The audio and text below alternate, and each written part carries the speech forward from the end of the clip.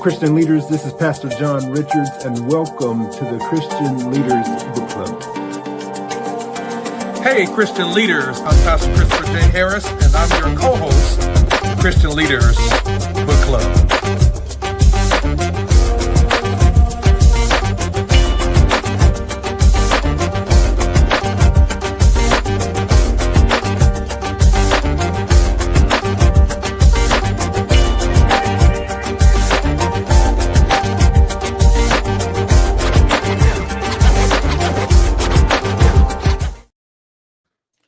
All right, what's up, everybody? Happy November to all of you all. It is the day after Thanksgiving.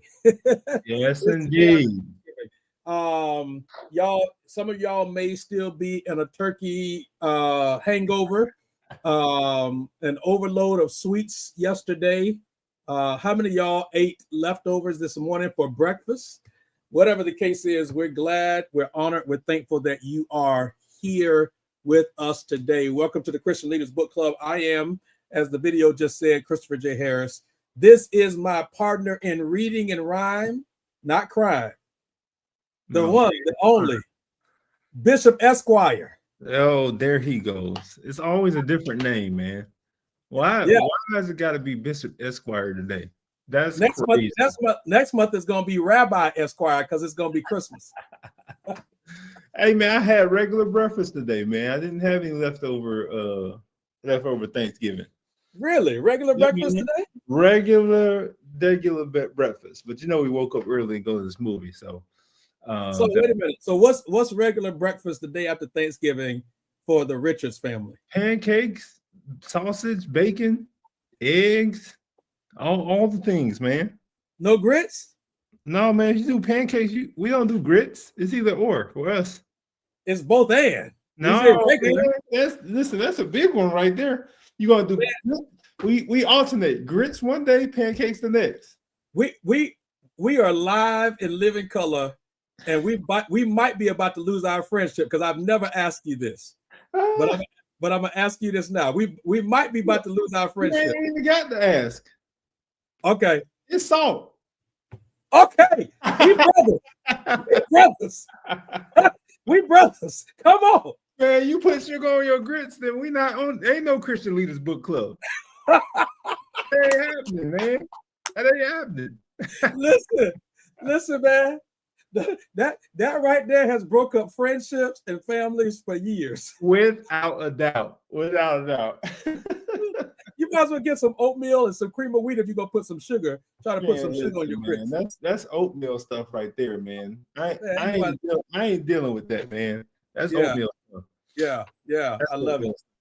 Well, listen, everybody, we're so honored, so very glad, and so very thankful that you all are tuned in with us today. And in fact, I hope that many of you have had an incredible holiday, Thanksgiving holiday with family and friends, and you know, whatever you desire to do over these last few days. And of course, many of you may have gotten up this morning early and started shopping, and now you're sort of in chill mode. And if that's the case, then thank God for that. Listen, if you didn't get up to shop today, then great for that. And if you ain't got it during this season, then great for that too. Do what you got to do, stay where you got to stay, and live within your means, right? Yep.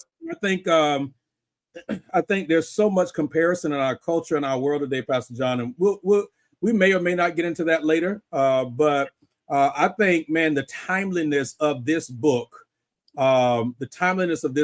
is it's insane. Like I don't even know how to put into words.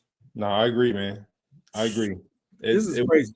A really good read, man. A really good read. Yeah. You know, on Sunday, this past Sunday, we prayed a specific prayer for Thanksgiving season was for those who were in grief. Okay. You know, because it's a tough season for some people, man. Remembering loved ones. So our specific prayer, we had people pray for one another. And it was a powerful moment in our service, man, because, you know, all the turkey and dressing, all that's fine, man. But there are real people missing loved ones in these moments. and we got to be able to navigate that well, which, is a foray into the book that we read this month. Yep. Which It's Okay That You're Not Okay. So, written by Megan Devine. Yep. So we this is actually year 2, Pastor John. Next month will be the completion of year 2 of the Christian Leaders Book Club. And man, this has been absolutely amazing. And we're so very thankful for it. So let's just really fast, because there may be some people listening in for the first time. So let's just really fast kind of recap really quickly where we've been this year and where we're going. We got one more month, December, that we'll be jumping into this. But really fast, first book of the year. Where we start, Pastor John? 48 Days to the Work You Love. It's a book about work and productivity, specifically trying to find a job that you like and that you love, and working towards that process. It's for anybody who is a job seeker. So I thought it was a good way to start the year for folks. Yep, absolutely. Absolutely. We jumped in February to Up From Nothing by John Hope Bryant, which was obviously a book about, I shouldn't say obviously, I'm sorry, but it is a book about economics, but a little bit of his story, but also, so it's a little autobiographical, but also I think of a collective and communal challenge to how African Americans in particular approach finances and economics in our culture today. So it's really, really a good book. And we did not realize until going into the following month and connect the dots of the play on words that he had with his title there. So that was really cool for us to kind of get that revelation a month later. Then we have When Faith Disappoints by our girl Lisa Fields, our apologetics book. Lisa Victoria Fields. Yes, Victoria, the whole government name. Government name. Autobiographical, but also trying to walk through with people who have these questions about faith that aren't necessarily offensive to God, but trying to figure out how to navigate those well. So a good resource for anybody who's dealing with somebody who's dealing with that, or if you're dealing with it yourself. Yep. April, we jumped right into The Soul Winning Church, which was such an easy read, but so powerful, chock full of tweetables and quotables, and really to reignite the fire of any believer thinking about what it means to be a soul winner and evangelistic minded. Also gave some very clear, easy strategies for how to incorporate this into the life of your church as well. Yep. Then we jumped into Healing Leadership Trauma, which is written by a couple of psychologists. But man, that's one of them heavy reads where you got to walk through it slowly, trying to deal with the trauma that many of us have dealt with along the leadership journey. So I thought that was a good book. Again, heavy. So probably would have walked through it slowly, a little bit more slow myself, but a good book for that month as well. Yep. We skipped Super Communicators because we had to do a scheduling adjustment there. So we got to figure out how we're going to circle back to that at some point. We then dealt with the false white gospel, which, in our culture today of all kinds of other gospels that are being preached and all kinds of other dynamics that are out there that are impacting the church and the body of Christ and evangelical world. Yeah, we got it. That thing almost had me in the chokehold. Almost took you out. Yeah. The False White Gospel by Jim Wallace, and just really good to hear his heart behind that. And had some not just cultural ideas, but I think historical context as well. So that was good. Yep. Invisible Jesus by Scott McKnight and Tommy Phillips, a couple of guys who are part of the Red Letter Christian group, who are trying to make sure that we are living out the words of Jesus and how Jesus has become invisible in a lot of spaces because they don't live out the mantras and the things that Jesus have said about things, marginalized folks, for example. And so it's a challenge. That was a challenging book, and it would challenge anybody who has a sense that the gospel is just vertical and not necessarily horizontal as well. Yeah. Then we tiptoed right on over to the book Shepherds for Sale, and both of us did not grade that book well. Did not agree with much, if not all, of the book. And a part of our indictment of that author in that particular book is that it was chock full of statements and ideas that were not founded, were not backed up by facts, There was not a lot of fact checking in that book, and in fact, we wanted our money back for that one. Worst book of the year? Worst book of the year. Yeah, but to be candid, both of us need to be candid. We intentionally selected a book that we might not agree with. Yes, we did for the year. So, yes, but she definitely confirmed the fact that we were like, no, we're not going to agree with this. No. Next one's going to be Tony Campola's Speaking My Mind. Yes, sir. It's a book that he didn't necessarily want to write, but he had to write it to his evangelical counterparts and kind of help them along their journey because he used to be there. And you know, oftentimes when you used to be somewhere, you want to get people to get where you are. And he's someone who challenges, again, paired with Invisible Jesus could be a good pair of readings for those who are in those spaces. Yes, sir. And here we are now in November. Yes, sir. And we are getting ready to unpack this book right here. It's okay that you're not okay. And I think what's important to deal with as a subtitle for this book is Meeting Grief and Loss in a Culture That Doesn't Understand. And it's interesting because the author, Megan Devine, was already an author before she actually experienced this. She was an author, she was a therapist, and tragically lost her husband unexpectedly. And her journey is chronicled through this. So, man, let me just, we jumping out. I'm gonna go ahead and jump in on the deep end, Pastor John, on this. Okay. Every person that's a Christian should read this book. I wholeheartedly agree with you. Every person who's a Christian needs to read it. Like, hands down, no question about it. And we talked about this a little bit before we started. Grief is something none of us do well, if we're being candid. Very few of us do well. Let me just put it that way. I'm not going to go the extreme and say none, but very few of us know how to handle it, how to deal with people who are grieving, and handle the grief ourselves. And so, man, I was reading the book, man, and feeling so convicted. So convicted. At some conversations that I've had, at some statements that I've had, at some posts that I've made in response to somebody losing a loved one. And man, I was like, Lord. Man, some of the phrases she used, I was like, I've used that before. Unbelievable. Like, and she said, don't use these phrases. And I'm like going down the checklist. Oh, shucks. Oh, shucks. Oh, shucks. So yeah, man, that got me, man. That got me. Yeah, she didn't pull any punches.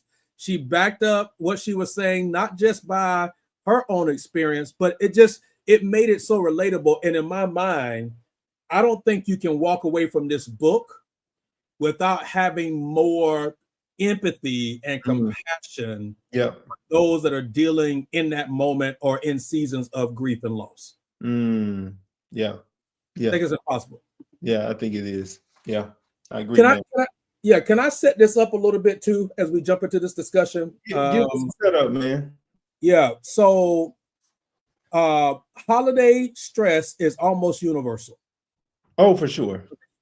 89%, this is according to the American Psychological Association, 89% of U.S. adults feel stressed during the holiday season.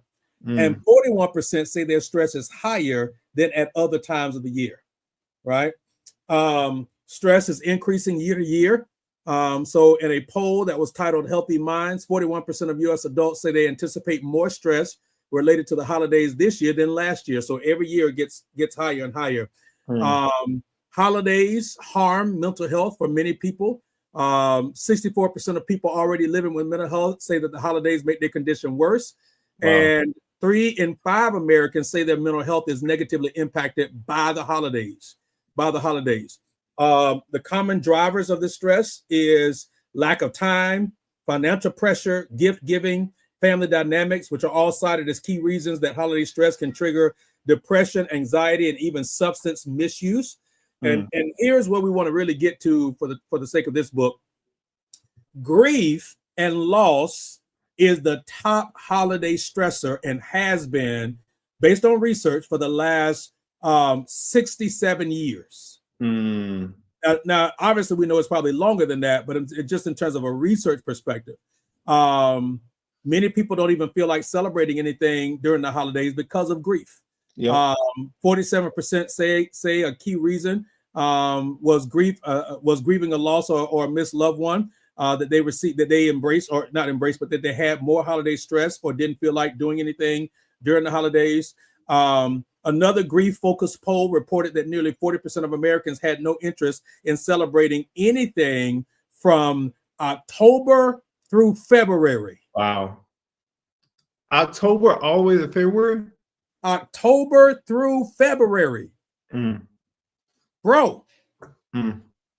Like, think about all the stuff that happens in our lives from October through February. Yeah. It's a ton of stuff, man. Like, between that time, people are just comatose. Like, I really don't want to be here in this space. Yet doing it out of obligation. Ooh, boy. So I think, so there's probably several different audiences listening to this discussion, or will listen to this discussion. One is it's Christian leaders, right? Christians and Christian leaders. So first of all, to that audience, I would say read the book, because we have an obligation, as we are responsible for how we influence people and shepherd people. We have an obligation to constantly get better at how we serve and care for people. This book is going to challenge you to do that. This book is absolutely unequivocally going to challenge you to do that.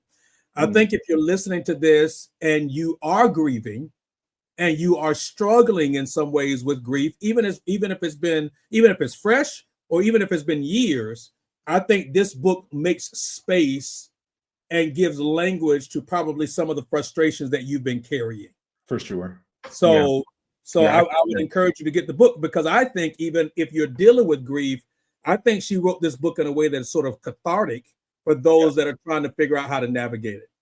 Totally agree. Yeah. You can see the cathartic nature of the book, even in her own journey too, as she's writing it. So I can see that. Yeah, for sure. There's a couple things. Here's our disclaimer. And we talked about this briefly, but we can go into more detail with it. There are some elements of the bone as a Christian that we've got to take the meat and spit out the bones. There is in the book some other religions that are integrated in some of the things that she says. Some New Age and maybe even some Buddhist practices. But if you are sound enough in your theology, you'll be able to recognize that.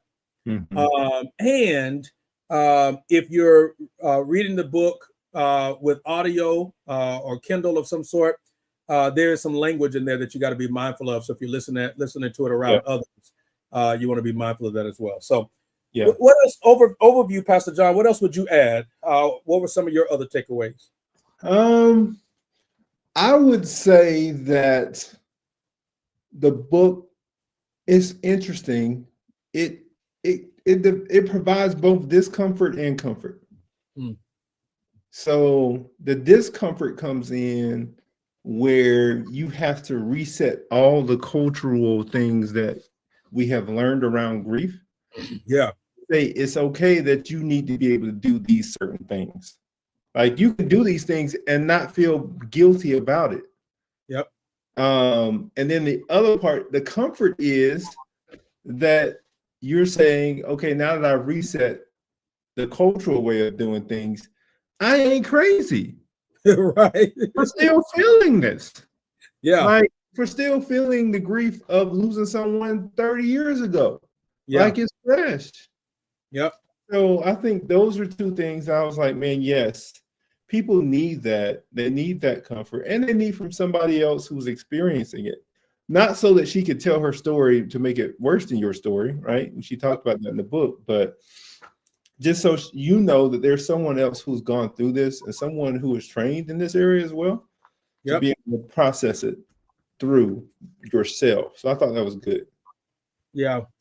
So from a just basic analysis in terms of the book, first of all, and you and I talk about this almost every month when we're evaluating books. Mm-hmm.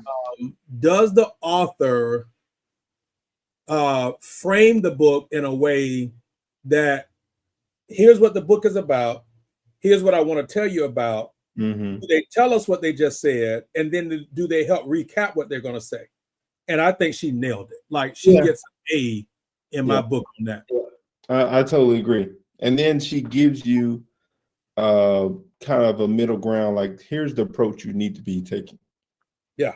And then didn't point out the flaws of the cultural approach before she said, okay, now that I point those out, here's where you need to move towards. And I like solutions-oriented books, especially when you're talking about grief. People are like, yes, you feel me on my grief. Now what do I do with it? Yes. And she lays that out and she nails it for sure at the same time. Yeah, so I would absolutely. So my overall grade for this book is an A+. Yeah, I agree.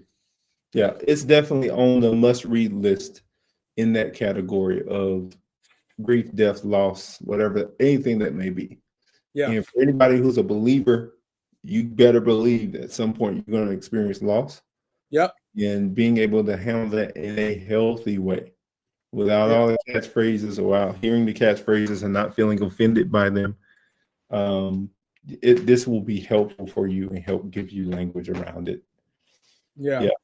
So Miss Megan Devine, high five to you on writing this book, on being vulnerable enough to share your story in this way. And I would say this too, I don't think that this book is overtly Christian. It's not anti-Christian by any stretch of the imagination. And so I think it's important for people to know, like, as you come into the book, like she's not writing this book trying to say, like, here's our biblical principles. And she's not, that's not her point at all. The focus is, and I love the word that I'm going to start using this word, emotional literacy. Oh, yeah. That was a good phrase, man. Good phrase. Yeah. I was like, what? I like it. I was like, okay, emotional literacy. Yeah. So did you coin that phrase yourself? Yeah. So she started that early on, like in the introduction, right? Yep. Yeah. All right, Pastor John. So let's jump into it, man. I don't know if we're gonna get through the whole thing as we sometimes struggle to do. Probably not, knowing us, but we can do our best. Yeah. So in the introduction, she tells us, here's the parts of the book. Here's why I got it structured this way. Yeah. Here's what I'm going to cover. She covers it. I think, to your point, every chapter has some very practical things throughout the chapter. At the end of the chapter, there's some questions even at the end that she poses that we can kind of just very practically take away and kind of walk through that. So let's just kind of high level. Let's walk through a couple things in the book that kind of help us to stand out. So chapter 1, she talks about the reality of loss. What do you want to say about that, or what stood out to you from that chapter? Man, this one got me. Okay. Some things cannot be fixed. They can only be carried. Man, in a generation or culture of fixing, and I'm a fixer, right? Hearing that is freeing. Because grief isn't it's not fixable. Yeah. But it is carryable. Yes. And I'm like, man, that right there, that's a soundtrack phrase. We talked about John A. Cupp's soundtrack book. That's one of them phrases that you carry as a soundtrack. Yeah. In the world of grief, for real. Yeah. I completely agree. Yeah. Here's something that she does throughout the book, and this is a statement. So I'm on page 8, Pastor John. She says, whatever grief you're carrying, it's important to acknowledge how bad this is, how hard. She says it really is horrendous, horrifying, and unsurvivable. This book is not about fixing you or fixing your grief. It's not about making you better or getting you back to normal. This book is about how you live inside your loss, how you Mm. carry what cannot be fixed, how you survive. How you survive. Yeah. Yep. I highlighted that one too, man. That's good, man. Like surviving in it. That's good. That's good. Yeah. This is so. I think to the point that you were making earlier about the quotable. There's so many quotables in the book. Yeah. That's Yeah. just like, oh, Mhm. that so much sense. Yeah. She's got a bunch of them, man. I was highlighting a lot. Yeah. Yeah. Man, and then later on in the chapter, she said loss gets integrated, Yes. not overcome. Like Yes. the integration of loss into your normal life or rhythm Yes. is an interesting idea and concept. Like you really need to integrate it into the normal of life. Like we always want like all the flowers, bells, and whistles, man. But when you integrate all the stuff of life Yeah. into your life, it makes you more well-rounded. Yep. And then Yep. you can't compartmentalize it, man. It has to be part of that integrated lifestyle. That's why, we're pastors, preachers. That's why the Psalms is so doggone diverse, Yeah. right? It's an integrative songbook. Yet we don't have integrative lives, even though we have an integrative songbook. Yeah. Yeah. Yep. I'm with it. I'm with it. Chapter 2, the second half of the sentence. Why words of comfort feel so bad. Man. Yee. Yeah. Man, listen. Man, this is a chapter right here. Because the second half of the sentence part got me. Yes. Because what you say on the first half matters very little to the person grieving because they hear what you say on the second half. Yes. Like, yes. At least you had them for as long as you did, second half, so stop feeling bad. Even though you don't say so stop feeling bad, that is what your intention is. Yes. Like, yes. this is all part of God's plan. So you should stop feeling bad. Yes. And oh my goodness, how many of us have used these phrases that she's used? They're in a better place now. This is going to make you a better person in the end. On the other side of this, everything happens for a reason. All these things are good things that people want to say to help. Yeah. But when she talked about that second half of the sentence, she said, make sure you add the phrase, so stop feeling bad, and you'll understand why the grieving person finds it offensive that you're saying that to them. Yeah. So I'm reading this chapter, and this is the chapter that made me rethink, and is going to make me rethink how I do eulogies. Yeah, man, for sure. Right. Yep. So here's an example of something that I did unintentionally and didn't realize until I was reading this book why it was so helpful. I didn't know. I didn't like in the moment. I was just being authentic to what I was feeling. But one of the previous churches that I served at, we had a guy that passed away, man, and he was just he was loved. He was just one of those lovable people, man. Just lovable guys. He would sacrifice the shirt off his back for anybody.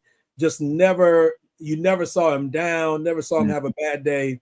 And man, he passed away in his house, and he had been in his house for a week before anybody found him. Wow, bro. And it just, man, it broke me. It broke the church, all of us, man. It just broke us. And so, man, I'll never forget. I did his funeral, I did his eulogy, and it snowed that day. It snowed that day. So not only did it snow, but the power in the church went out because of the snow. Wow. So here we are trying to figure out what we're going to do because it's snowing, so we can't go to the cemetery anyway. The power is out in the church. What are we going to do? So we ended up going to the fellowship hall, which was downstairs in the building, and having his funeral in the fellowship hall. And I remember saying out loud, I don't like none of this. This was during the service. I was like, I don't like none of this. I don't like the weather. I don't like the fact we're in this fellowship hall. I don't like the fact that I got to preach my friend's funeral today. Wow. And his mama walked up to me after that funeral and said, "Thank you for being honest." Thank you. Yeah. Yeah. That's good, man. Woo. You know, and I didn't realize, I didn't connect the dots in that way until reading that chapter, this chapter 2, that even for our eulogies, what people need is not the pithy statements, not the ones that we think are going to help them. They just need our authenticity, man. Yeah. Yeah. That's all they want, man. They need us to be authentic to, man, this sucks. This hurts. Yeah. You gotta be honest about that, man. Eulogies and words of comfort. Yeah. Like she mentioned words of comfort that try to erase pain or not comfort. Yeah. So, folks be on program for words of comfort, and it's like you come in with an eraser trying to erase the pain, man. No. Lean into it. Yeah. Here's a powerful quote that I underlined and highlighted. She says, "There's so much correction inside grief, it can be hard to feel that anything is helpful. For now, it's important to know that most things offered as quote unquote support in our culture are really designed to solve problems and get you out of pain. If it feels wrong to you, it is. Grief is not a problem to be solved. It is an experience to be carried. The work here is to find and receive support and comfort that helps you live with your reality. Companionship, not correction, is the way forward." The way forward. Yeah. Yeah. Man, companionship, not correction. That's great. That's great. My goodness, man. Woo. Yep. He also said grief is not an enlightenment program for a select few.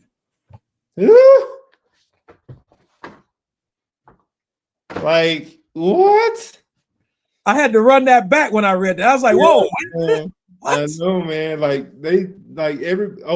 You're in this learning program that God sent your way specifically to enlighten you. What? What?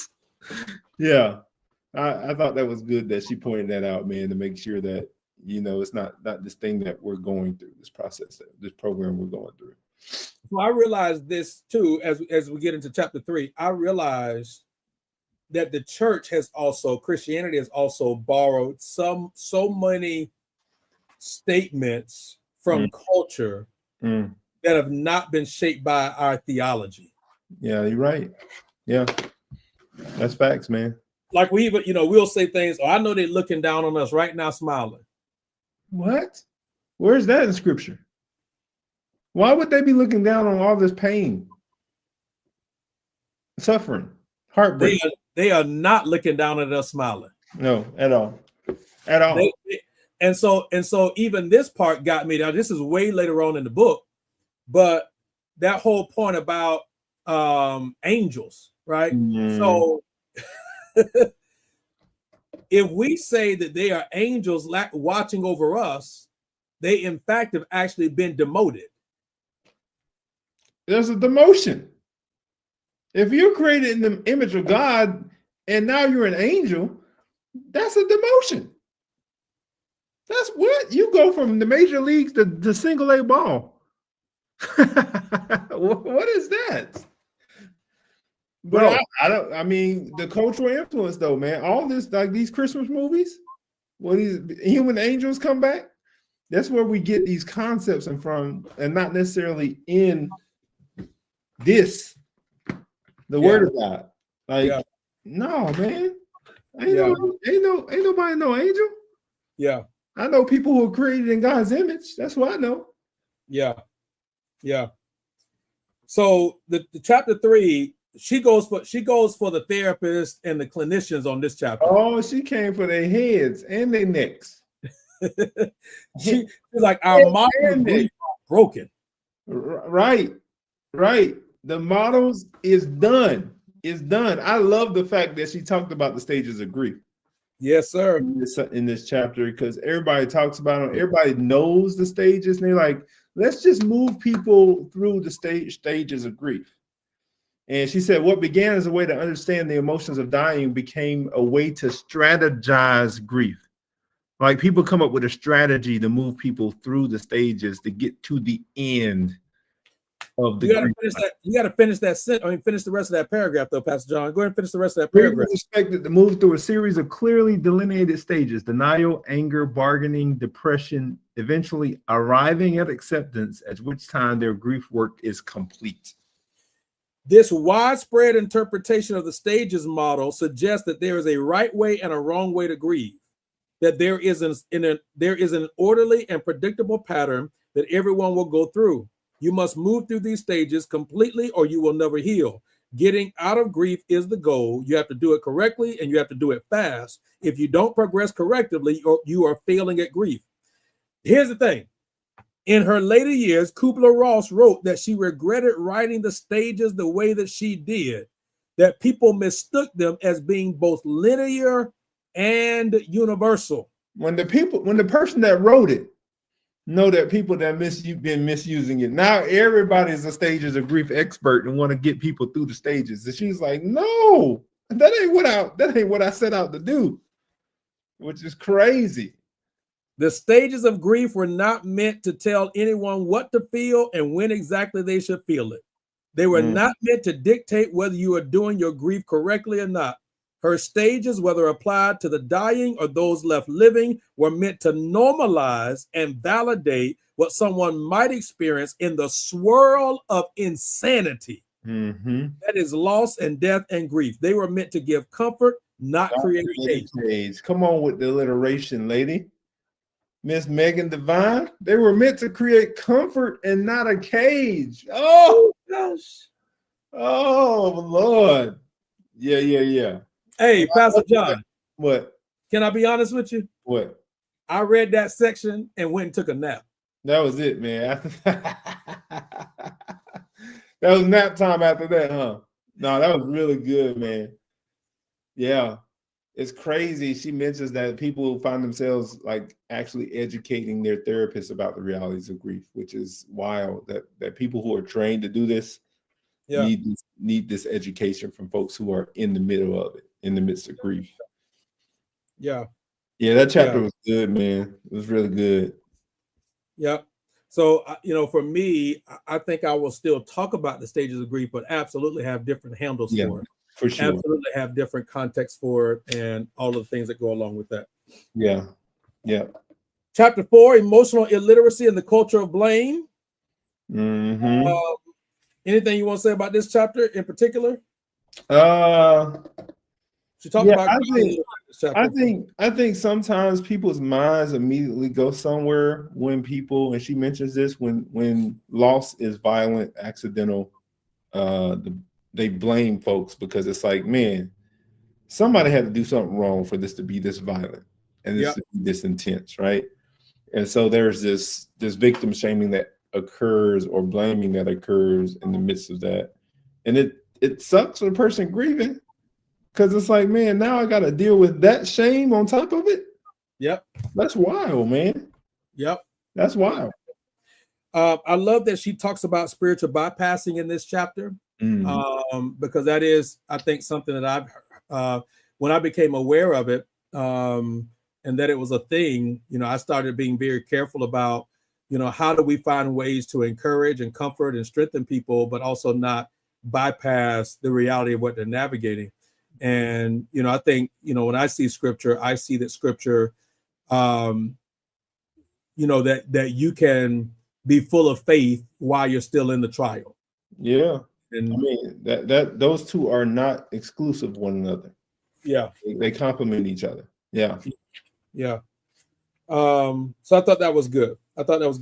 And really, by the time we get to chapter 5, I think as we get to chapter 5, she's using chapter 5 as a way to turn the corner to say, okay, I've laid the foundation for y'all. We need a new model. Yeah. She done climbed this hill. Now she's turning the corner and saying, all right, here's what we're going to talk about now. Yeah. This middle ground that we got. Yep.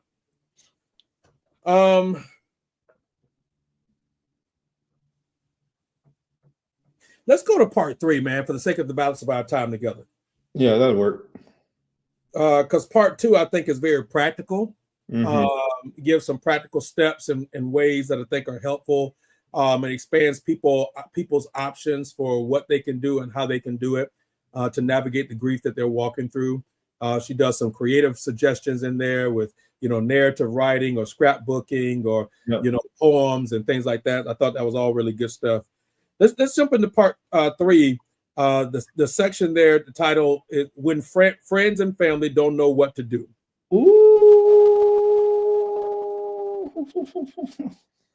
Why is that the case, man? What? That they just don't know what to do. I think it's a perfect storm, man. I think people are generally afraid of death. They're generally afraid of dying. It's an uncomfortable conversation for most people. Solomon says in Ecclesiastes, Solomon says it's better to be at a funeral than to be at a party. Ooh, yeah. Right. Yeah. And what he's acknowledging is, when you're at a funeral, you are sober minded. The fragility of life is before your very eyes. You're thinking about your life. You're thinking about what really matters. You're thinking about priorities, your motives. You're thinking about your heart. You're thinking about all the things that you have left undone in life, just all of that. At a party, you're not thinking about that. Parties are meant to sort of dull your senses and cause you to just only focus on the moment, the present. That's good, man. Yeah. And so I think it's hard for people to talk about death. I think it's hard for people to talk about dying, especially if you've lost loved ones and you've never, in a healthy way, processed that, right? And processed what that means to have lost folks, in a healthy way. But here's the last thing I'll say. I think this conversation is hard for people because people generally are afraid of silence. And they would rather fill the air with something. Yep. See it all the time. People going over to grieving people's house and it's just quiet and they want to say something. It's like, man, they just want you to be there. Yeah. Just presence is fine. I promise you. Presence is fine. Yeah. Yeah, man. Okay. So chapter 13, man, here's a paragraph that really stood out to me in chapter 13. Now, I got the Kindle version, but it's on 189. Okay. The version. It's under the subhead to share or not to share. Yep, you're right. 188, 189. Okay. Part of living with grief is learning to discern who is safe and who is not, who is worthy and who is not. Part of living with grief is also learning to discern for yourself your own right timing to share with others. It's okay to be cautious about what you share and when. Your grief is not an open book and it doesn't have to be. When, where, and with whom you share will shift and change over time, sometimes even within the same day, but you always get to choose. Those who support your shifting needs are the ones to keep in your life. The others, they can be set free. Bro, she says earlier in the chapter, everybody doesn't deserve an explanation. That's right, man. That's freeing right there. That is freeing. Like some people feel like they have to explain their grief, but everybody don't even deserve that. Yep, she said everybody doesn't deserve your story. Yeah. So I'm reading the book and like there's, at the beginning she starts telling these stories about, when her husband died, and I thought about these things before, but I hadn't thought about it maybe this deeply. Where she talks about, you don't want to shop at the same grocery store because you know that the cashier that's there, is going to ask some questions, right? Or your family members or like your parents or his parents wanted to memorialize his life a certain way, at the church or do a memorial in his honor. And she's like, I don't want to do that, right? That's not the way I want to grieve. I don't care about your tree being planted. I don't care about, your fundraising in his honor. Right. I connected that story to this section right here and was like, this is what she's saying. Like she's saying, like, you get the right to choose not how you feel, but how you choose to respond based on that relationship and based on where you are. Yep. No, that's good, man. No, so good. The next section, she's got, man, listen, she's a writer. You hear me? Yeah. She's a writer, bro. I like the way her chapters lay out. The subheads are helpful, man. It's you could tell she's a good writer for sure. Grief rearranges your address book. Ooh. Just rearranges it. I like that, man.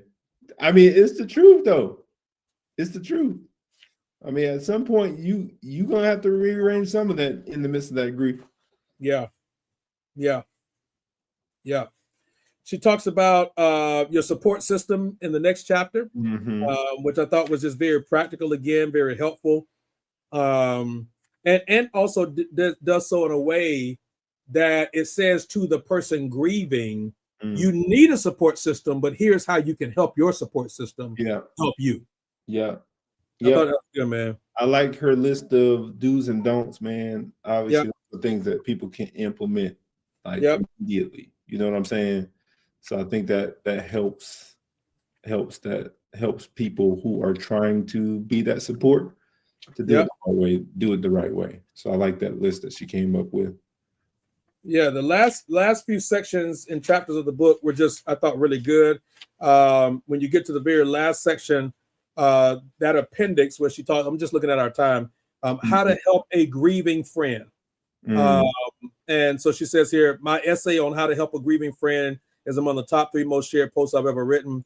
A lot of what I've mentioned in part 3 is summarized in this essay, so I've reprinted it here to give it to friends and family who want to help. You'll find a printable copy, and then she has the link there, and that kind of thing. So I just think it helped, man, that not only was she a therapist, but you could tell that she had critically thought through what's helpful, what's not helpful prior to her own experience of losing her spouse. And then that helped to add and help to she was able to revisit and reshape and reform her approaches to this conversation, of course, after her husband died. And I just, to me, it was a perfect, we are the benefactors of her choice of survival. For sure, man. I commend her for even writing it, but also blessing the world with it. And it will help us as preachers, pastors, folks who do eulogies and who have to deal with people who go through grief and loss, but it also helps anybody, any Christian believer who needs to be able to process it themselves or come alongside others to do it, man. So A++++ book, one of my favorites of the year so far. And one of my favorites of the year. Yeah, I'm glad we decided to do it. It's okay that you're not okay. Man, God be looking out, man. Last year when we were looking for books, that book came up and we were like, man, that might be a good one on grief. In this time period, and the Lord know what he's doing, don't he? He knows what he's doing, brother. The timing of it and everything. Every single time. Yeah.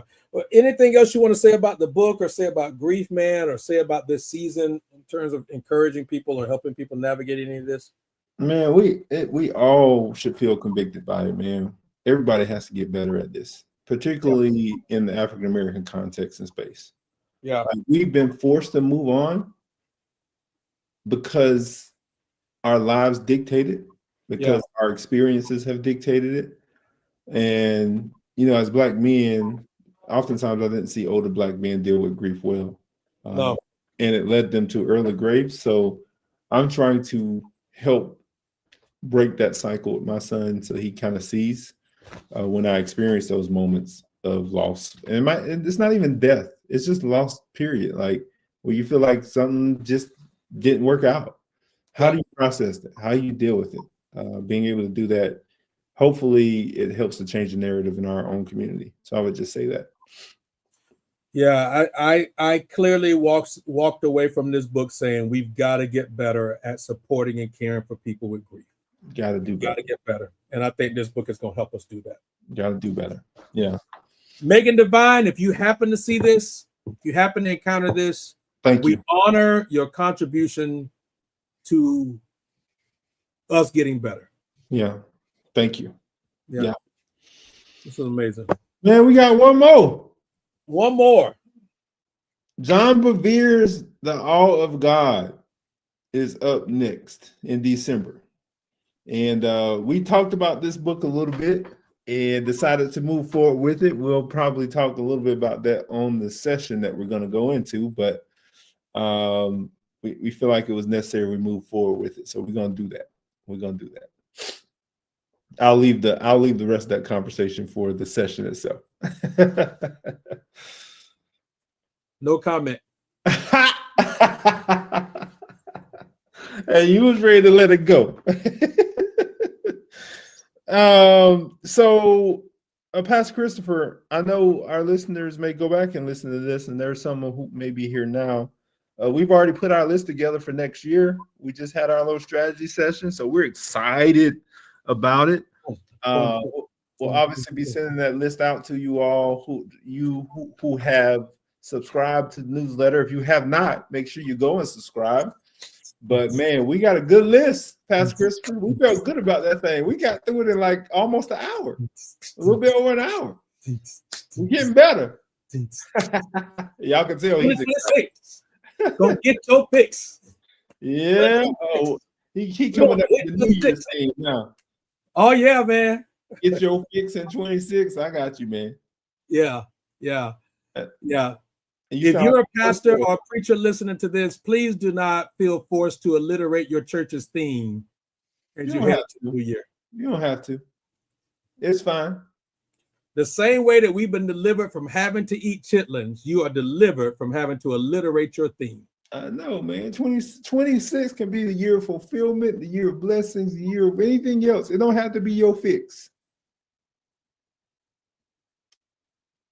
In the mix in 26, man. Get out of here, man. Going on somewhere. Oh. I can see it now. I'm pausing because I got a whole bunch of words that are running through my head of words that people are gonna try to use. I often feel like some pastors are aspiring, like they want to be rappers or something in a past life. You ain't got to do all that, man. Obviously, I like alliteration on sermon points, stuff like that. I ain't mad at it. You know what I'm saying? But I ain't gonna force it. Sometimes I get to that third point and I say, okay, it's gonna be a different letter. It's okay. It's fine. It is okay. It's fine. It is okay. Because at the end of the day, does it edify God? Does it glorify God and edify the listener? I want to be faithful to the text. Yeah. That's what I want to be. Period. Yeah. Man, I'm excited, man. We got one more, but 26 is laying out really nicely. Excited about next year, man. Excited about hanging out with you 12 more times in 26 and walking through some more books, bro. It's going to be an amazing third year. This is our third year, which is man, this thing is so life-giving. It is so life-giving. Yeah, I love it, man. It is so life-giving. Yep. It helps each of us to be accountable to read. Yes. And it helps the folks who are watching to kind of think through some things that are topical in each of these books. And I just pray that God's glorified in it all, man. We're excited about what he's doing through what we're doing, what we got going on. And we will circle back to you all. Please, whatever platform you're listening to this on, the link for subscribing to our email list is at the bottom. You can also follow Pastor John and I. Our social media handles are at the bottom of the image that you see on the screen there. I'm at CJ Harris ONE. Pastor John is John C. Richards on multiple platforms. You can connect with us there. And we are also going to be communicating at some point to tell you when we're going to circle back on the book Super Communicators. Y'all saw that now. CJ Harris 1, not the 2, not the 3, but the 1. I see it. Pastor John, funny story about that. I actually wanted my name when social media first started, and somebody had already grabbed it. Somebody had already grabbed my name. Wow. Figuring out ways to shorten it. And I actually got that handle and got those handles before my first son was born. And I got it as a way to sort of prophesy that I wouldn't be the only one. Okay, come on, prophet. That's going to be a 2. And there is. God is faithful. I love it, man. I love it. So happy Thanksgiving again to everybody. Enjoy the rest of this day. today and this weekend is a sports lover's dream weekend. You got college football today. You got NFL today. You got NBA today. You got college women's basketball. You got college men's basketball. You got volleyball going on. Listen, 'tis the season. Georgia Tech coming up today. I already know who you're picking. Oh, you already know that. You know. I'm going for the underdog. Oh, that's what we're doing today, huh? Hey, my pick is always whoever's playing at Florida State. You said playing at Florida State? No, whoever's playing Florida State is my pick.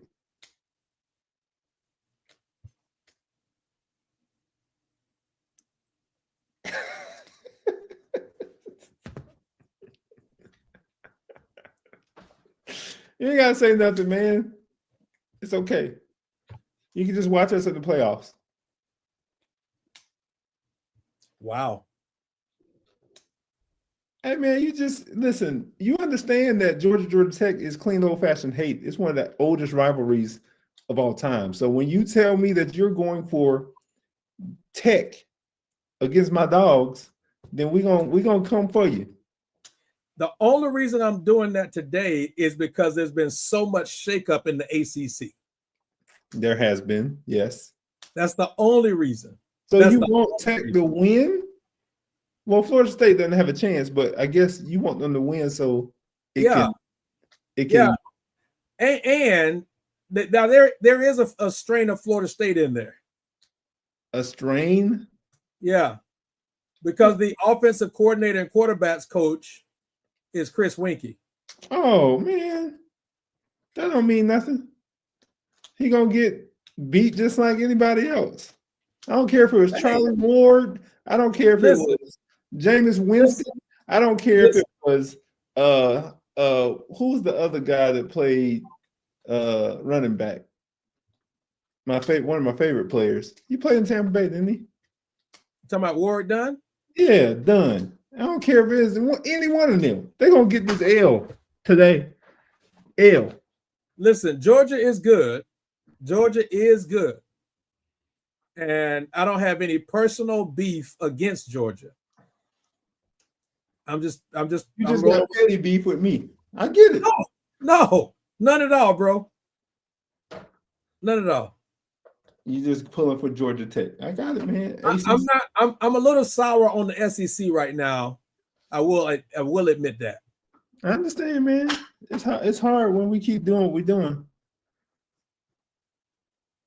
It's hard. Alabama should not be ranked that high, but it is what it is. Boy, we got a good sports weekend, man. I'm going to text you tonight after my dogs win by 15-20. And then we can go into the rest of the weekend. I bid you Godspeed. I bid the game God well. Oh, all right, y'all. We getting off this live. Yeah, everybody have an amazing Black Friday, an amazing weekend. We'll see y'all in December. And oh my goodness, what's the date, Pastor John? December 19th. December 19th. Before Christmas. Before Christmas. Yeah, before Christmas. Yeah.